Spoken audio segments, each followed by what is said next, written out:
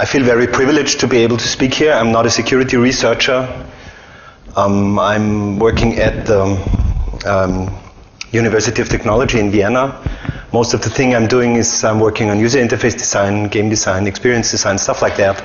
And I'm giving a first semester course that introduces people to all kinds of aspects of technology in respect to society, like copyright and privacy, security, and stuff like that. And doing that, I stumbled over that eVoting thing, and I looked at it through the eyes of an interface designer and experience designer and technology designer, and also as a computer scientist, which is my background. And I found a number of aspects that were quite interesting and that I didn't find discussed widely. So there's the subtitle of various aspects of a quite complicated discussion, because I think that what happened in the last couple of years in the field of eVoting has complicated the discussion considerably.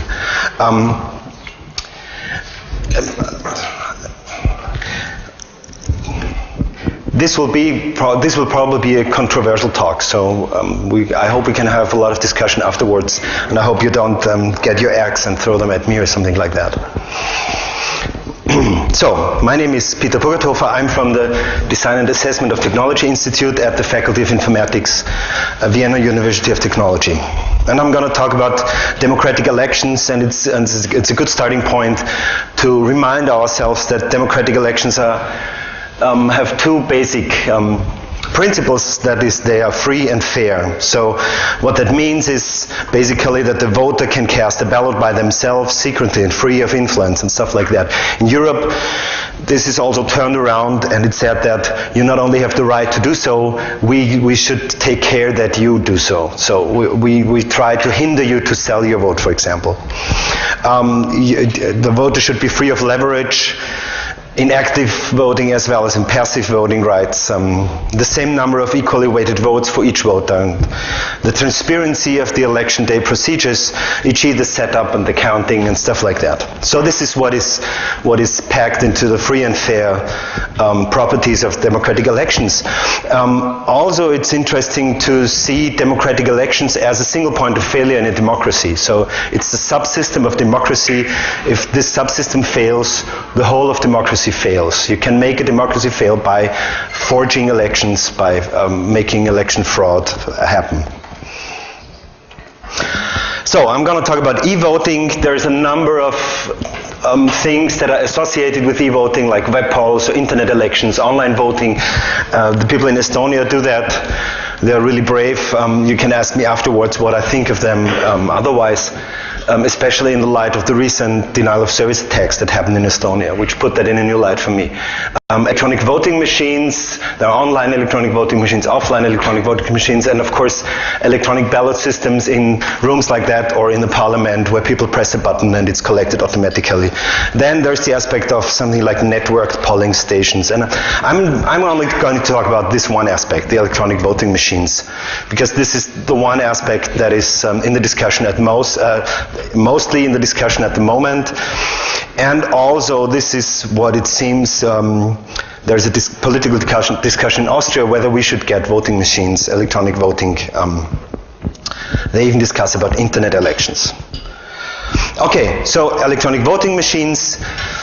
This is a wonderful example. I wouldn't trust this machine too much personally. WinVote, it says, so it probably runs under Windows, but that's just a starter. So electronic voting machines are known, or have made themselves known recently in the last couple of years because of many technical problems, because of, especially in this case, the political entanglements, and they have spawned a number of conspiracy theories. So there was much attention on the debug machine, so we'll concentrate for the technical aspects, maybe on debug machines, but also on other samples. In the discussion about electronic votings, of course you have pro-arguments and contra-arguments. So the people who are for electronic voting, they say, we want to see the higher voter participation. Electronic voting is cheaper, you have the results faster. The moment you close the last polling station, you have the results of the whole election. You have no manual counting errors. As we know, manually counting the votes introduces a certain rate of error. human error. You have simpler access to the voting machines. It's potentially more accessible. You can, of course, build voting stations that are highly accessible for all kind of challenged or disabled people. They say you have no more invalid votes, which is a really interesting argument. Of course, you can build electronic voting in a way so that you cannot cast invalid votes. But the problem is it a right to cast an invalid vote? But that's a different discussion. And this is a especially an interesting point. Of course, there are new possibilities. There are people dreaming of dissipating information about ongoing elections during the ongoing election. So then you have the arguments against e-voting.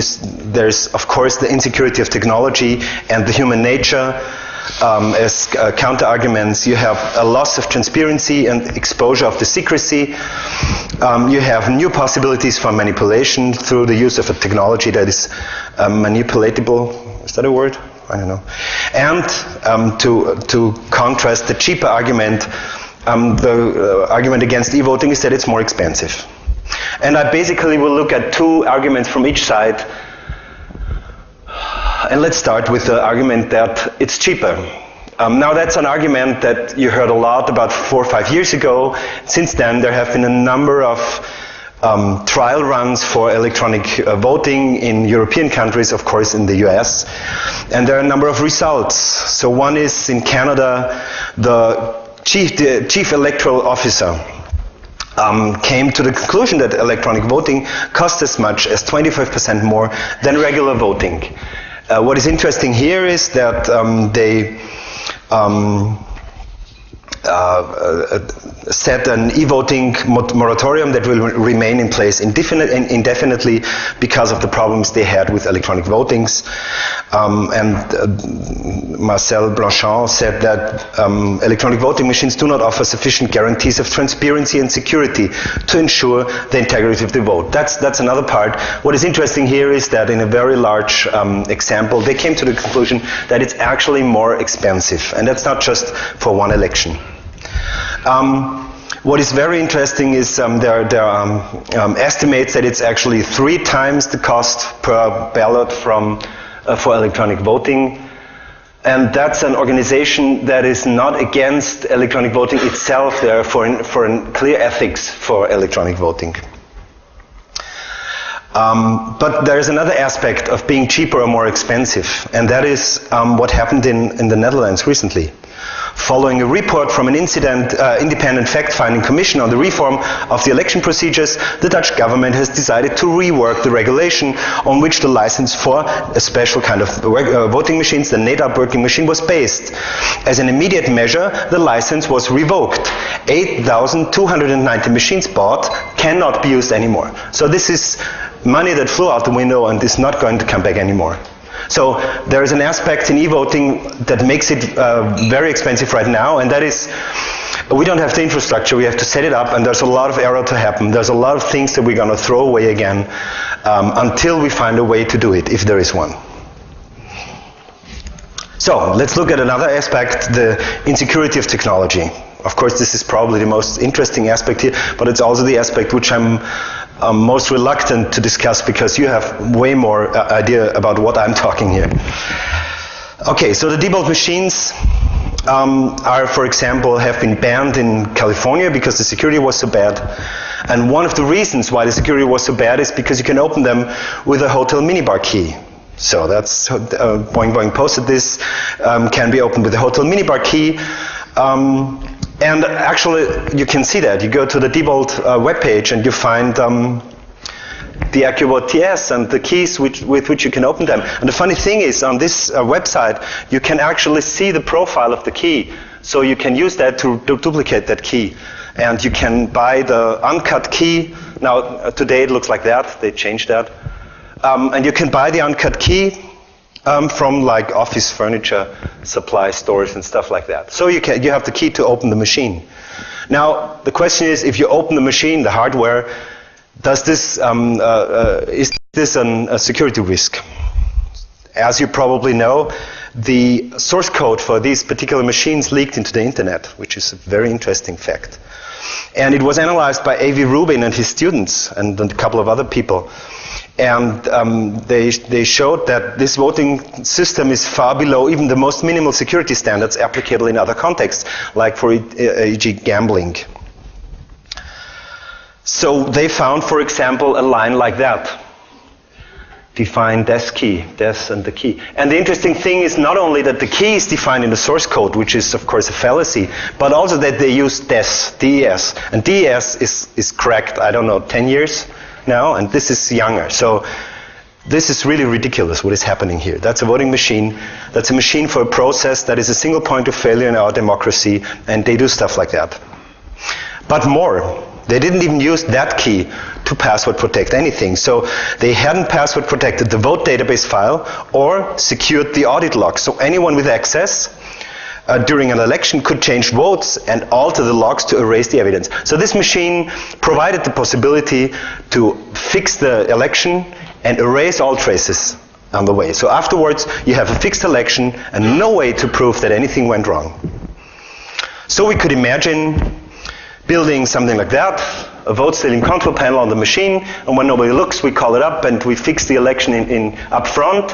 So we will have 90% votes for, no, that's votes so far, and we can just set the slider to the number of votes anyone should have. And the interesting thing is, this is not a fictional thing. This actually was done by a couple of people. Ed Felton and his colleagues built this software, and you can look it up in a movie.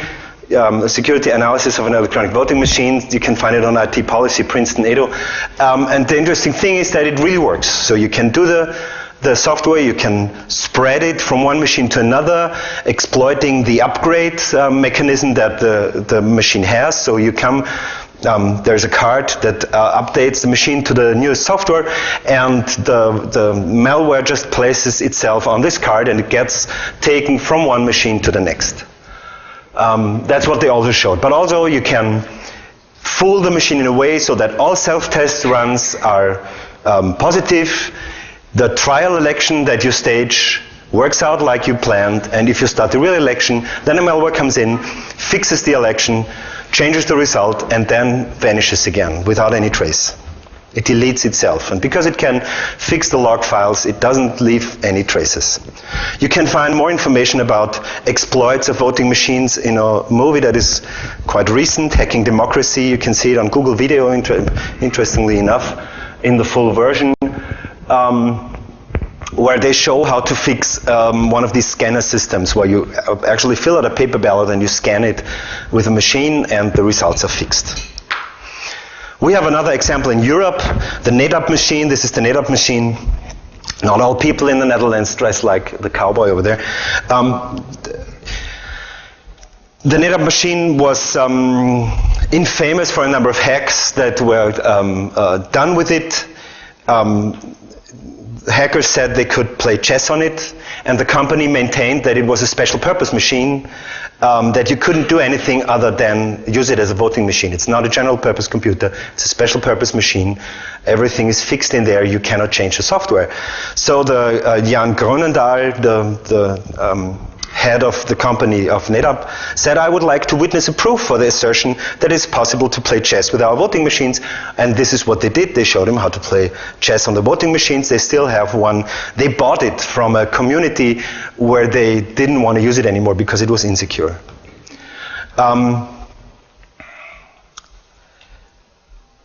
And there was another thing that happened, so that was the statement from Jan Groenendahl again. Moreover, we explicitly paid attention to the goal that the voting machines work standalone. That is to say that there is no connection with the network, so that an interference from the outside is impossible. What more could you do, is what he's saying. We make the machine totally standalone. There are no interfaces to the outside. You cannot interfere, you cannot listen, you cannot do anything.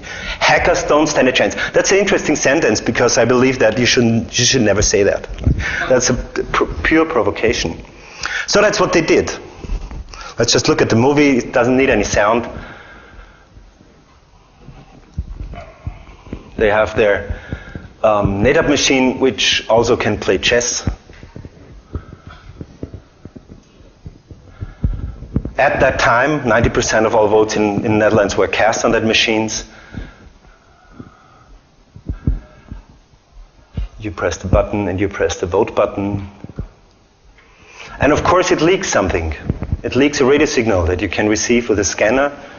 And if you evaluate it properly, you can write a little piece of software that shows you what is being voted at the moment. Out the window goes the secrecy of the ballot.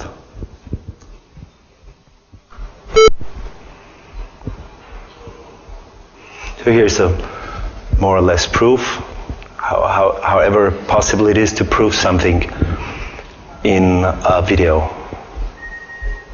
Okay, so it works not only besides the machine, it works 25 meters, 70 feet away. So you can stand outside the room where the polling station is and just record everything that happens in there and correlate it with the people that walk in and out. And you have broken the secrecy of the ballot. Wonderful. We have an example from Germany. They also used the native machines. The voting computers were delivered ahead of the arrival of the Electoral Commission and were standing unguarded in the freely accessible polling station, at most guarded by the school janitor. What a qualified person to do that.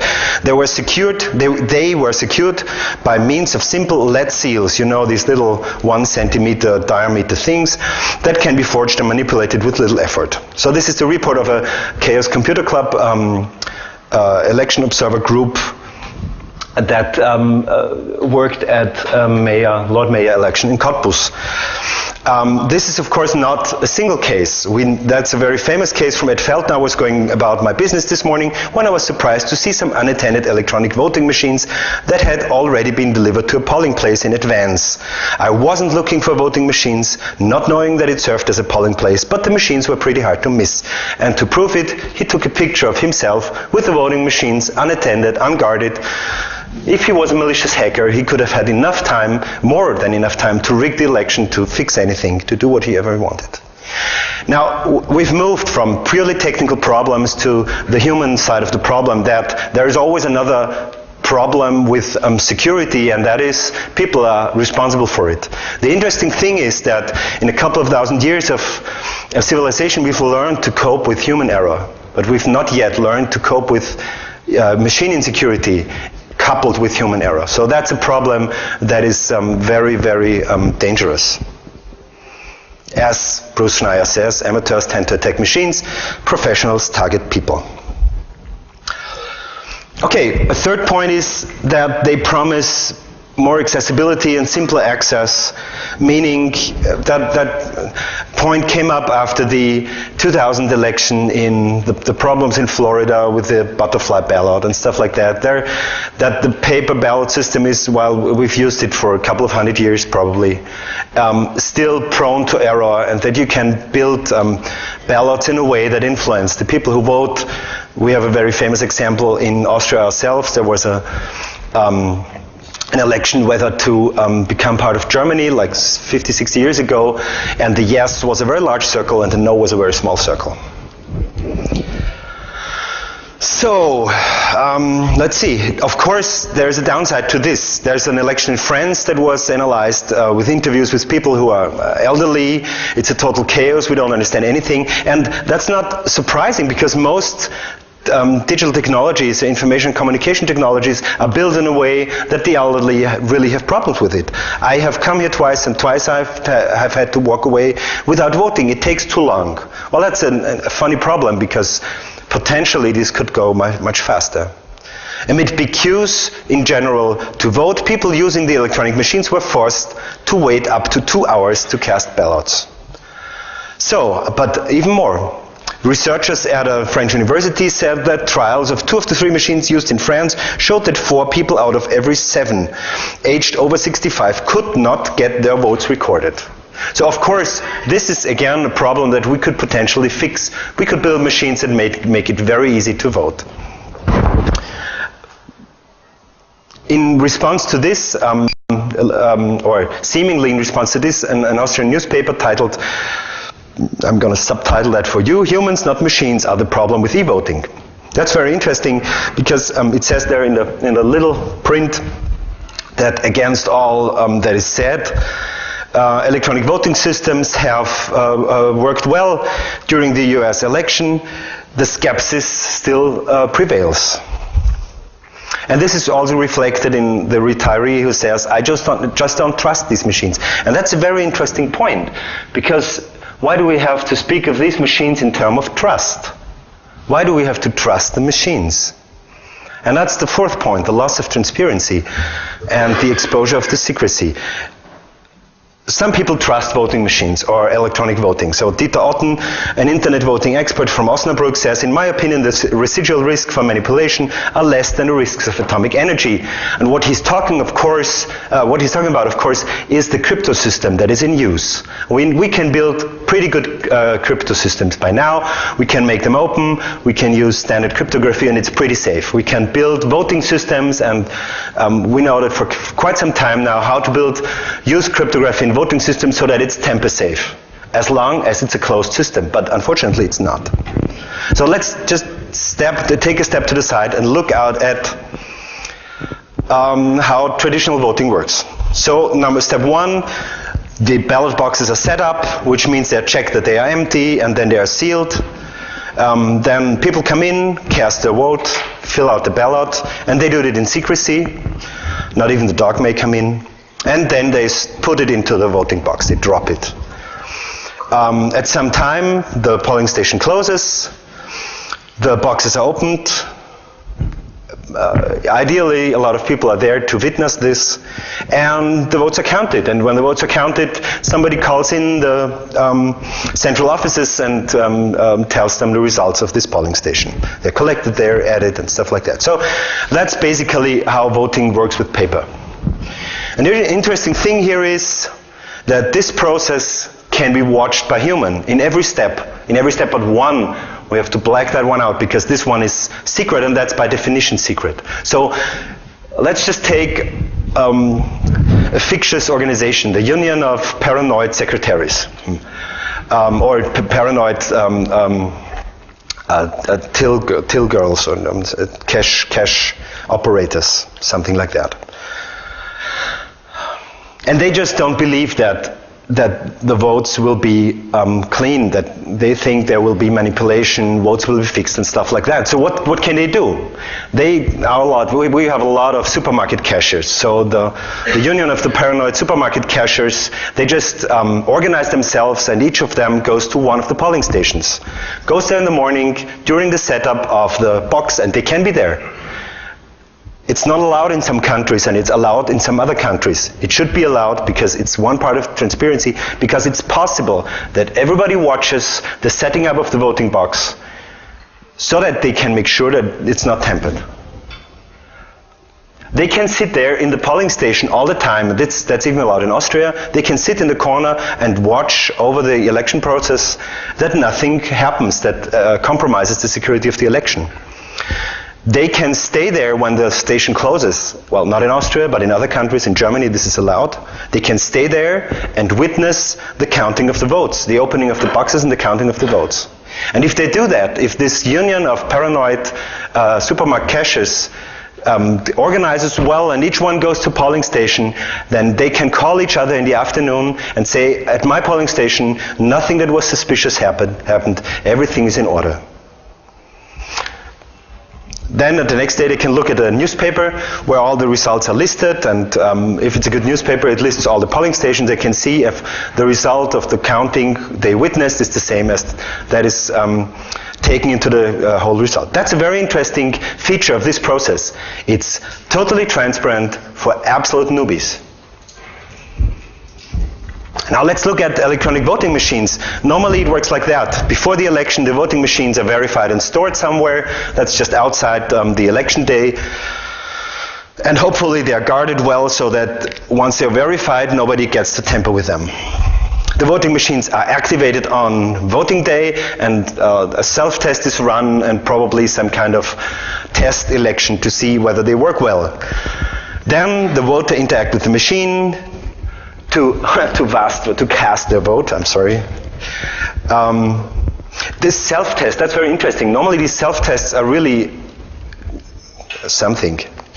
So you see the hardware and the software version, you see two checksums of the software, and they can be compared to the values on the ID plate on the side of the machine, and that's most of what the security test there does. At some point, the polling station closes and the election supervisor transmits the results to central offices. The problem here is that while you can sit there and watch, you can do nothing as the member of the Union of Paranoid Supermarket Cashiers to verify that this was okay, because the process of accumulating of the votes and transmission to the central is not transparent at all. It may be transparent to some of the people here. It could be transparent to a lot more of technically versed people. Like, you could do it open source. You could build all kind of stop guards to prevent some kind of last-minute tampering, so that the software that was open source is really on the machine, stuff like that. But still, only we could verify that. The Union of Paranoid Supermarket Cashiers couldn't.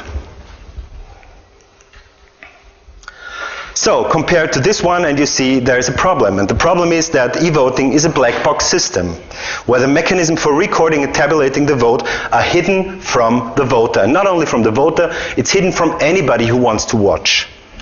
This makes public scrutiny impossible and leaves statutory elections open to error and fraud.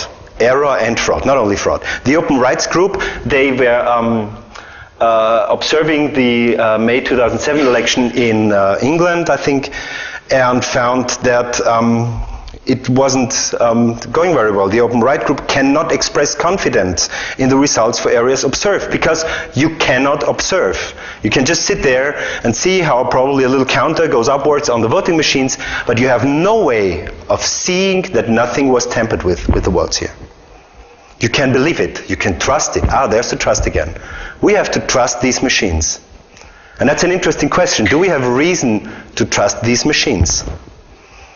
Now, there's a very interesting point that was made in a discussion on Slashdot. I know that discussions on Slashdot often have things that are not very sensible, but this was an interesting point. The important thing isn't the voting software, it's an effective voting procedure, said Jensen Selden. He isn't here per accident, no. So the voting procedure that we use now, the paper ballot, relies on the fact that I, or anybody, the member of the Union of Paranoid Supermarket Cashiers, can audit the integrity of every step. More, it relies on the fact that everybody can audit the integrity of the step. Because we can do that, we don't have to do it. So because it's possible to audit every step, because there's nothing that is impossible to audit, because there's nothing that is, due to the way it happens, intransparent, we don't have to do it, because everybody could go and do it. And if there's some doubt arising that there's fixing an election, then probably we all would go and do it. The result of the fact that with the votes, the presidential votes in the US in 2004, this wasn't the case. The electronic voting machines in a couple of states were really dubious. We now have rumors. We have rumors that this election was staged, that there was manipulation in this election, and that the person who is now president is really not the winner of this election. And these rumors don't go away. You can't make them go away, because there's no proof that it was otherwise. You have to. This is really serious. The president of the International Federation of Processing, the International Federation of Information Processing, the IFIP. The president of the IFIP says that this election was rigged. He believes the election was rigged. So this is really serious. The president of one of the professional organizations of our business doesn't believe that the election in the US were carried out properly. And you can find a number of URLs to websites that explicitly show, demonstrate, prove, whatever, how the election was rigged in the slides, on the notes in the slides. Just to show how hard it is to disprove that. So, what is an effective voting procedure? An effective voting procedure makes fraud as hard as possible. And it allows the voter to go into, Steve Gibson uses that recently very often, TNO mode, the trust no one mode. So, if I trust no one, I want to verify everything by myself, so I go there and I want to look at everything. Electronic voting machines don't allow a trust no one mode. It allows me to verify that somebody else finds that this is okay, but I can't do it. So, just a couple of words on fraud. There are, in e-voting or in voting in general, there are two very distinct types of fraud. You have retail fraud and wholesale fraud. Retail fraud means you have to manipulate every vote, or you have to manipulate on the level of the individual vote in order to rig the election. Wholesale fraud means there is a way to manipulate the voting system or the system of transmission of the numbers or whatever, so that you don't have to manipulate every vote. You can just let the people vote whatever they want, and afterwards you can change it. The paper voting system we have with transparency in place, with the possibility to watch it, is relatively proof against wholesale fraud. And the only way to tamper there is retail fraud. Of course you can go and the people who count the votes count them wrong and place individual votes on the wrong stack of votes in front of them. But you need, and that's one of the properties of these two types of fraud, you need a lot of people for retail fraud. You need ideally only one person for wholesale fraud. If there is a successful way to wholesale fraud an election, then it's done by one person, because the less person do it, the less people you have that know about it, and the less risk you have of being exposed. And that's the point, of course, e-voting opens or reopens the door that we closed with our voting procedures years ago. Reopens the door, or decades ago, opens the door for wholesale fraud. Of course you can rig an election on a systematic level once you have machines that are not transparent. And that has been shown. Okay, so in my opinion, this loss of transparency and the loss of the possibility to witness and verify the vote by just going there is enough to just say, let's forget about e-voting for the moment. Probably we find something in 10 or 20 years that changes this. But at the moment, probably in 50 years, we are a different society, and everybody speaks C-native or some language, and we can all verify stuff that's happening. We can watch code in execution, stuff like that. Then we can go back and look at that. But at the moment, I think we should just forget it. So for me,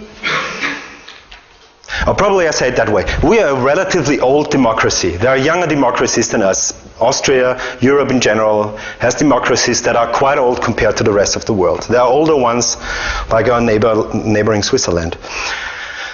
But the point is that we have forgot why we learned to trust the election process. It is because the officials, in regard to transparency, have what in German there's unfortunately no useful translation of this term, have a Bringschuld in respect to transparency. It's their job to make the voting process transparent. It's not our job to find a way to look into the voting process or to have some way to verify the result afterwards. It's their job to make the voting process as transparent as possible, so that there cannot be any manipulation.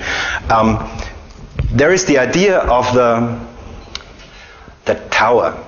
Oh my God.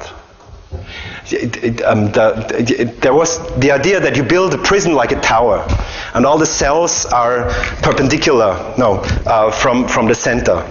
And you have an elevator in the middle that goes up and down. No, you have a person sitting in the middle behind a mirror. And it can look. This person can look into every cell because it's round, and because of this possibility to look into every cell, but the mirror through which the person looks, so that the person sitting in the cell cannot see if he or she is being watched. The theory says that this is a very good prison because the people don't do anything because they could be watched. Of course, this is not a good prison. It rains on fear. It rains on the possibility of being observed all the time. But if we turn it around and say that's what we want from an election, we want an election that is so transparent that nobody has the idea to want to rig it, to want to manipulate it, because somebody could be watching and he could be exposed. Then that's what I call an effective voting procedure. So for me, e-voting at the moment is a no-go. And just to explain in an epilogue why I think that it's such a big topic in the not only in political circles where I can understand it, but also in security and technological adept circles, is something that came to me yesterday. I think that e-voting is a technological temptation. When it's one of these problems where we all immediately switch to problem-solving mode when somebody describes it. You say, okay, we have the problem, we want to use machines in an election, but machines are easily tampered with, so what could we do? And all of us easily switch into a problem-solving where we say, oh, okay, that's cryptography, and we can use double-blind signatures, blah, blah, stuff like that. And forgetting that probably the question was wrong. So the technological problems of secrecy and security in e-voting are hard to solve and challenge every respectable nerd, including me. But my main concern is, did we ask the right question? Is the problem setting right?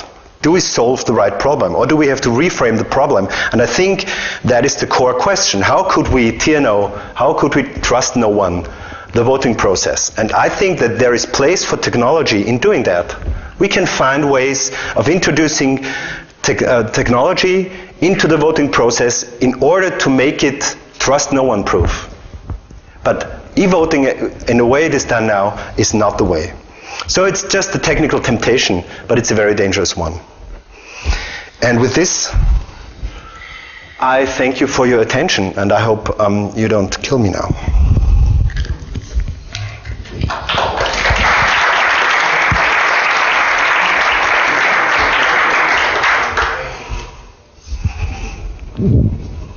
That's way too much. You learn. Thank you. Yeah, I learned my lesson. Oh, very good talk. Thank you. If you just could put your pros and cons slide, then I could share with you the experience we had in France for the last president voting, because we had some town using voting machines. And so basically, if we take all the pros, so the one that is next to the place I live, they didn't have a higher voter participation because the process was so screwed that people were giving up. They were queuing for hours and at some point were giving up. So it was not cheaper, obviously. The result didn't come faster because of the process. So they were supposed to close at 8 p.m. and in fact the last voter came at 9:15. So they took more than 1 hour late on the schedule. No error counts. Too bad for them. So basically people vote on the machine and then sign a registry. And they had on 1/3 of their offices, they had errors between the machine count and the registry count, which is actually bad. Simpler access. They were not adapted for disabled people. So a lot of disabled people, especially blind people, couldn't vote. Just simple as this. So bad for the accessibility. The other problem is in France, when you want to vote, you can have multiple booths to actually cast your vote, one every 1,000 voter, but only one urn to take the votes. And a voting machine is an urn, so you only have one per place. So that means that everybody has to queue and vote one by one, and every time you have a problem, then you're delaying the whole queue behind you. So what you say, it doesn't scale? No, it doesn't scale at all. You can have, it's very easy to make a polling station larger for more people. Definitely. But, every time someone can't cope with the voting machine, it's delaying the whole process. So no more invalid votes. The problem is some people couldn't vote, so they've been assisted by someone, which is prohibited by the process. But actually, people could observe assisted votes. So simply the vote should have been invalidated at that place. And but the new possibilities, they're just banned from the French legislation point of view. So if you take all the pros here, they were just all invalidated in that simple election process. And that's the experience we have. And on top of that, we have other things like no certification for the machines. We have a machine with license where they fail at some basic test where they should success and everything like this. And it's very, very worrying in the end. So. That's great to hear. I mean, not, but I think the point is that I would expect that from any technology used in any context from my prior life. Whenever technology is introduced to some new area, you have exactly these problems. But the wishful thinking is that they can be cleaned up. The technology matures, and in a couple of years it works beautifully because we can learn so much from our failures. I think that one thing you said here hadn't occurred to me yet, that it doesn't scale the way normal voting does. That's one point that you can't clean up. It doesn't get better. And the other point is that the process won't be more transparent, even if we mature the technology through several generations. One thing is very interesting, you said there's a practice in Austria of letting very old people vote. There's a person from the election office going to retirees' homes and helping people to vote there. And as from the experience that told by people who have witnessed this is a very dubious process, because some of them can't read anymore. So you read to them the labels next to the circles where they make their cross. Of course, you can tell them whatever you want. So you can anticipate what they vote, and you have the vote made there. No, sorry, that's the one you want to vote, and stuff like that. So that's another point where I think that technology, in a way, could help us let people cast their own votes in the spectrum of possibilities. Okay, paper ballots are quite unusable for people that can't see. But of course I can build this very simple machine where you put in the paper ballot, you can feel the choices you have, you can press a button, and this machine can be so simple that it's transparent, that I can check it, that I can see if I press this button, then the right cross is made, and stuff like that, without any electronics. Yeah, but for me there's another question. It's like, voting is a right for everyone, but at the same time it's a duty.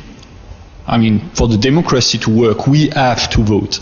And thus the authority has to make it so we can vote in proper conditions. Yeah. I mean, if an elderly woman or man wants to vote, the authorities has to give them the possibility to do so. And it's the same for blind people, it's the same for disabled people, for everybody. So if the accessibility is not there, then the state is not fulfilling its duty to make people vote. And then do it properly is even another question behind this. So what you're saying is more or less that there's a monopoly, and with e-voting it gets abused. Because there's only one provider for voting, and that's the state. And by doing what the state wants with voting, with the voting procedure, he abuses the... Yeah, but the state is comes out of the voting of people. Oh yeah, that's right. So probably there's the wishful thinking. No, sorry, no, that's not right. No. Okay. I'm from the Netherlands, and the plan there is to have some sort of paper trail coming from the voting machine, so people can check up on their electronically registered vote. I was wondering, what are your ideas on that point? Okay, that's one thing that I actually thought that somebody would ask. So that's for me, you remember this picture with all the things written in about the voting process. So you have the process that is transparent. And what a paper trail does is it takes the process that is not auditable, that is not transparent, and creates a parallel second process that you can audit. And the question for me now is, why should I want to do that? Why should I want to make an intransparent process and then create a second process that I can verify the first process, when my goal in reality is that I want to have states deliver on that Bringschuld, that they have to make the process transparent in a way so that it can be checked at every step, not afterwards, but during the process. And this is not what happens here. This places, this is like outsourcing, okay? You outsource the security and the integrity of the election to the people. You say, okay, let's see if you catch us. That's what happens here. There are other arguments against paper trails, like there's you have the problem of secrecy. Okay, so the first person votes, leaves the voting booth, and you go in and check the paper trail, and you know what that person voted. If you can do that after every person, so that there are other arguments, and they have been discussed very long without real results. But I think that the paper trail is really, it poses for me the question why we really want to do e-voting. If we have to find ways to make it verifiable in the exact way that it was before, then why do we do it at all? Just because we want to have the results faster? And this is really a non-reason. There are people much more into this than I, and smarter than I, who said that the voting has to happen manually on the evening of the election.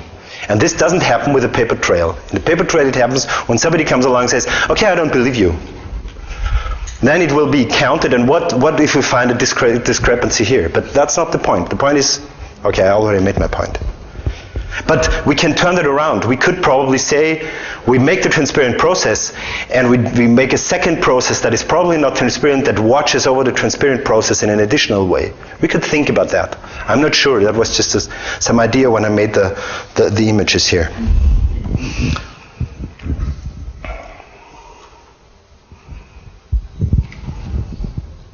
I just wanted to add something that doesn't have to do with technology but with politics. The argument, as you mentioned, is always we need e-voting because then more people do vote. But I think people don't vote because of the politicians and because of the politics they're doing, because they think it doesn't make any sense to vote at all. Well, of course, there's a German word. I don't even find the German word. This is an argument that tries to lure us away from the real problem, as you say. It's a problem of political culture. We have experienced in Austria that when something is really at the stake with the votes, then a lot of people go voting. If there's trust and confidence in politics, a lot of people go to the votes. Our minister for higher education wants to introduce e-voting to the election at the universities, the students' elections, because the participation there is traditionally low, around 30%.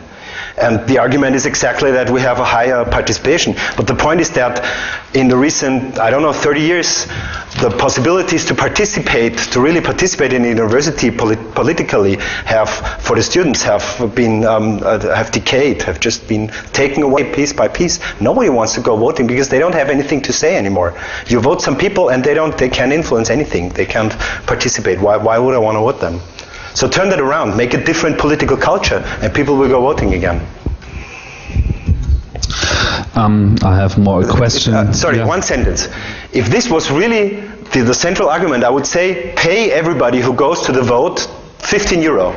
You will have it's much cheaper than e-voting, and you will have an incredible participation.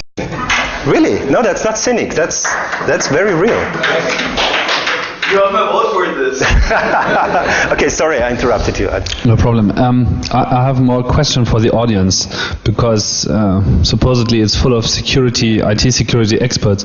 Does anybody of you believe that an electronic voting can work at all? And I'd like to hear why. From what point of view? From whatever point of view you would like to take on this. I mean, because I think it's generally unfeasible as long as you want to have a free and fair election as defined in the initial talk. Okay, there's people. Yes, absolutely. Yeah, well, you put up your hand first. There you go. Well, when I look at the voting process, I see that normal, regular, physical voting has its problems too. Yes. I mean, we see votes being fixed in democracies. I'm not speaking about third world or Africa. We see voting booths that are faked, manipulated, identifications that are manipulated. So nothing is really foolproof. And we have to accept that in any technical mechanism that we will adopt for voting, either physical voting, real-life voting, or electronic voting, we will have problems. Okay, what we have to do is we have to keep it marginal problems, marginal errors. Okay, we have to manage the margin of error. We can't expect to have a foolproof technology or a foolproof technique or foolproof procedure for anything. Now, I believe that eventually we will come to the point in which we will have what we call trusted computing, in which we will be able to verify that the mechanism has not been tampered with, that the identification can be verified in a high, with a low margin of error, and eventually we will find ourselves. I'm not speaking about all kinds of science fiction writers who have conjured universes in which being corporeal is not the only way of being a human or being eligible to vote. Okay, so we will have a different society in 50 years or so, and I believe that electronic voting will be part of that society. So it's all about believing. Absolutely. I think that one thing that I haven't touched upon, and that's a very interesting point, is that of course you can build a voting system where the voter can, after the election, verify that his own vote was respected correctly. And I think that's wrong. I think that's from the principle of elections wrong. You cast your vote and it's gone. What if I'm an idiot? I go voting and I forget what I vote, or I deliberately forget what I vote, and I'm a troublemaker. So I want to prove my vote. I'll get there and say, no, I didn't vote that. And let's say 50,000 people do that. We can forget about elections that way. So it makes sense to let go of the ballot and have a system that you can trust that it's perfectly respected. And the only way to ensure that it's transparency. I'm a little bit with you in saying that we could come to a stage where we can find technological processes with different technologies that are actually verifiable for everyone. And then I'm with you. But I don't see that coming. Deep in me, I don't believe in it, but it could be. I was wrong before. Well, I'm not saying that it's something that will happen soon, but yes.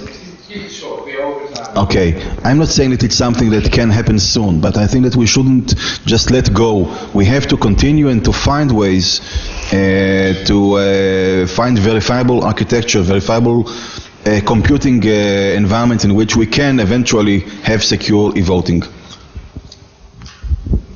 I just have one comment on this. So I work in a domain where we produce software that has less than 10⁻⁹ probability of mistakes. So that's very low. So from a technical point of view, yes, we can build a trusted machine that makes barely no error. But the problem is in the process and in the scale you give to someone that fraud. Meaning that the paper ballot is, screwing up a paper ballot from the process point of view is very, very hard. What happens in Africa is they prevent people from voting, so people don't get voted, or they put a gun on their family and tell them, if my candidate is not winning, then your child are dying. And that's not in the process of voting, that's before or after we burn all the thing and we say, blah, we count.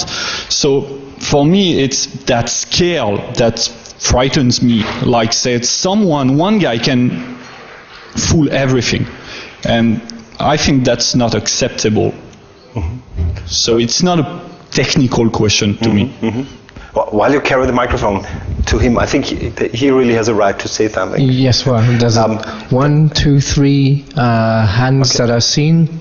Please make it short in a way, okay? So, if you can. Tons of things I could say about this. I try to keep it short.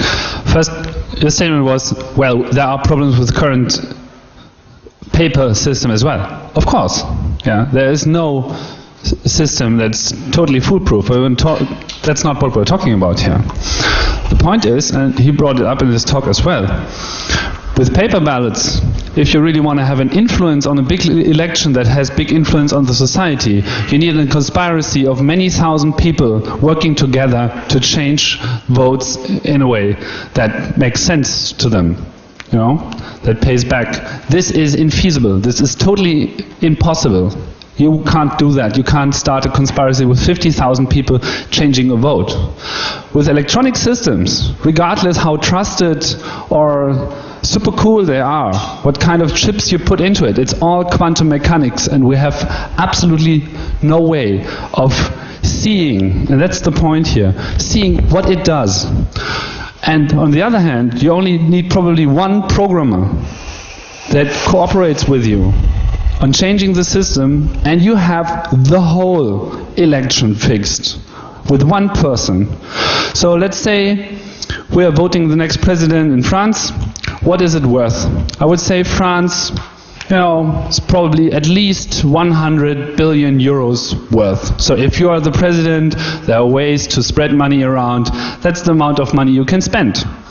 You take 1% of it and put it onto the programmer. If he doesn't program, if he doesn't cooperate, I don't know, you kill his kids or whatever. You know, pressure is being done in power systems, and then it's gone. So within electronic voting, you're endangering the whole concept. If you have electronic voting in a democracy, you can just stop being a democracy. That's the point.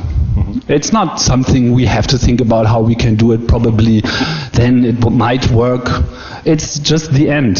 That's my opinion. So that's all I want to say. Okay. There was two more, and the break is... Please keep it short. Thank you. I think we should just put one question of common sense. Do we need to change a process with known problems to a process with unknown problems? It's a great question, yes. That's very nicely short. No more?